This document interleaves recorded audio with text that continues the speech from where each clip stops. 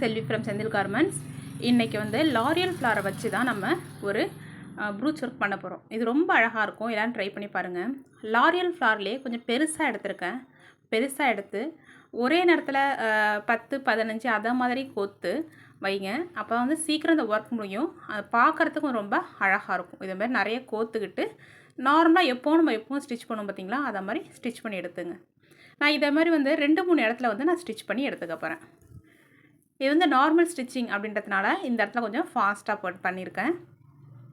இதை மாதிரி ஒரு 4-5 இடத்துல இல்லை 2-3 இடத்துல உங்களுக்கு வந்து எத்தனை வேணுமோ அதுக்கு தகுந்த மாதிரி 2-3 இடத்துல இதை மாதிரி ஒரு 10-15 ஒன்றா எடுத்து கோத்து ஸ்டிச் பண்ணி எடுத்து வச்சுங்க. அதுக்கப்புறமேலுக்கு நம்ம ஸ்டெம்ஸ் வந்து வரைய ஆரம்பிக்கலாம்.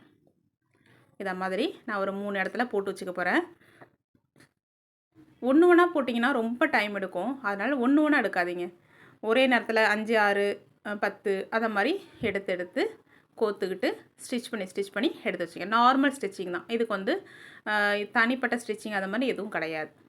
இந்த மாதிரி ஸ்டிச் பண்ணி எடுத்துங்க. கொஞ்சம் ஈவனாக எடுத்துங்க. 3துலேயுமே ஒரு மாதிரி ஈவனாக இருக்கிற மாதிரி பார்த்துங்க. ஈவனாக இல்லைனாலும் பிரச்சனை இல்லை, இருந்தாலும் ஈவனாக இருக்கிற மாதிரி எடுத்துட்டிங்கன்னா நல்லாயிருக்கும். அடுத்தது நான் கர்தானா கோக்குறேன். கர்தானா கோக்குறது தான் ரொம்ப ரொம்ப மெயின். அதை எப்படி கோக்குறேன்னு பாருங்கள். ஃபஸ்ட்டு கர்தானாவை வந்து ஸ்டிச் பண்ணுறேன்.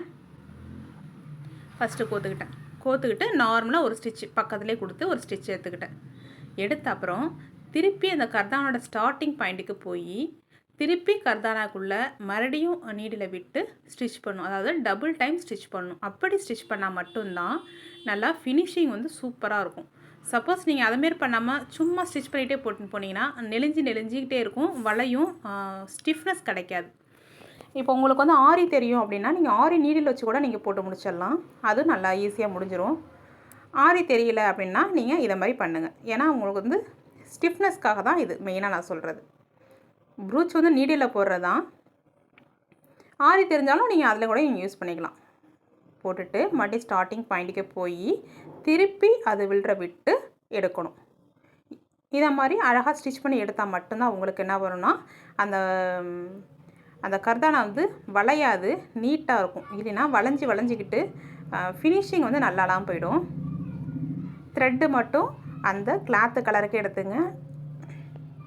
நான் எப்போவும் சொல்கிறது தான், நான் வந்து ஆப்போசிட் கலரில் தான் நான் எப்போவுமே கொடுப்பேன். ஏன்னா உங்களுக்கு வந்து விசிபிளாக தெரியணும் அப்படின்றதுக்காக. ஸ்டிச் பண்ணிவிட்டு திருப்பி இன்னொரு ஸ்டிச்சஸ் நீங்கள் கொடுக்கணும். அதை மாதிரியே ஃபுல் எல்லாத்தையும் ஸ்டிச் பண்ணி எடுத்துங்க. அடுத்தது அங்கங்கே நான் வந்து லீஃப் சீக்வன்ஸ் கொடுக்க போகிறேன்.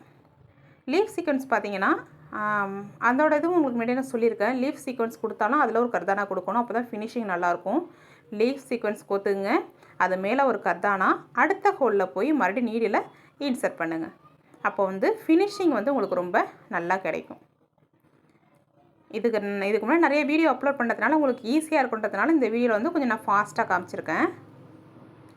பாருங்கள், லீஃப் சீக்வன்ஸ் வச்சுட்டேன்னா அது மேலே ஒரு கர்தானா கோத்துருக்கேன் பாருங்கள். கோத்துட்டு மறுபடியும் நீடில் நல்லா மேலே எடுத்துட்டு ஆப்போசிட்டில் இருக்குது பார்த்தீங்களா, அந்த லைனில் கொண்டு போய் அந்த ஹோலில் கொண்டு போய் விட்டிங்கன்னா லாக் ஆகிடும். அவ்வளோதான். அதே மாதிரி உங்களுக்கு எங்கெல்லாம் லீஃப் தேவைப்படுது அப்படின்னு பார்த்து அந்த இடத்துல நீங்கள் போட்டுடுதுங்க. லீஃப் சீக்வன்ஸில் நீடில் விட்டு அது மேலே கர்தானா வச்சு இப்போ நீடில் கொண்டு போய் அந்த லீஃப் சீக்வன்ஸோட அடுத்த ஹோலில் கொண்டு போய் இன்சர்ட் பண்ணிவிடுங்க. இன்சர்ட் பண்ணிட்டீங்கன்னா உங்களுக்கு வேலை முடிஞ்சிடும். இதை மாதிரி உங்களுக்கு எதை மாதிரி வேணும்னு பார்த்துங்க. எந்த ஷேப்பில் உங்களுக்கு லீஃப் வச்சா நல்லாயிருக்கும் அது மாதிரிலாம் பார்த்து கரெக்டாக அழகாக ஸ்டிச் பண்ணி எடுத்துங்க. அவ்வளோதான். ஸ்டிச் பண்ணி எடுத்தாச்சு. அதை மாதிரி உங்களுக்கு எங்கெங்கெல்லாம் தேவை அப்படின்னு பார்த்து ஸ்டிச் பண்ணி எடுத்துங்க. இப்போ நான் சில இடத்துல இந்த வீடியோவில் பார்த்தீங்கன்னா சில இடத்துல வளைஞ்சி இருக்குது.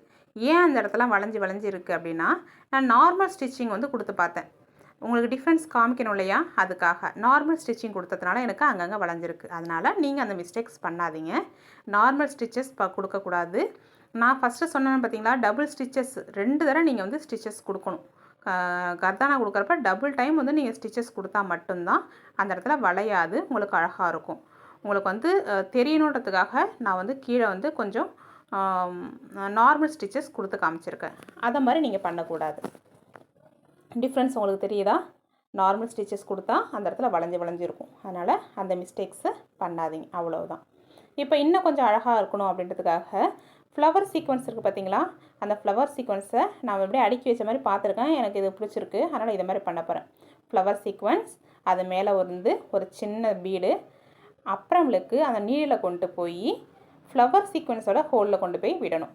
இதெல்லாம் உங்களுக்கு ஏற்கனவே தெரியும், அதனால் கொஞ்சம் ஃபாஸ்ட்டாக முன்னாடி உள்ள வீடியோலாம் சொல்லியிருக்கேன் இல்லையா, அதனால் இது கொஞ்சம் ஃபாஸ்ட்டாக போட்டிருக்கேன். இல்லை வீடியோ வந்து ரொம்ப லென்த்தாக போகுது, அவ்வளோதான். அப்போ தான் வந்து உங்களுக்கு லாக் ஆகும், ஃபினிஷிங் நல்லாயிருக்கும். ஃப்ளவர் சீக்வன்ஸு, அது மேலே வந்து ஒரு சின்ன பீடு. இப்போ வந்து அந்த நீடில் வந்து சின்ன பீட்டில் விடாமல் நம்ம வந்து ஃப்ளவர் சீக்வன்ஸோட ஹோலில் கொண்டு போய் விட்டிங்கன்னா உங்களுக்கு அது வந்து லாக் ஆகிடும், அவ்வளோதான். இதெல்லாம் ஆரிலாம் போடுறவங்களுக்கு இது வந்து நார்மலாக எல்லாருக்குமே தெரியும், இருந்தாலும் புதுசாக உள்ளவங்களுக்கு தெரியணும் இல்லையா, அதுக்காக இதை மாதிரி போட்டிங்கன்னா ரொம்ப ரொம்ப அழகாக இருக்கும், க்யூட்டாக இருக்கும். ட்ரை பண்ணி பாருங்கள். தேங்க்யூ.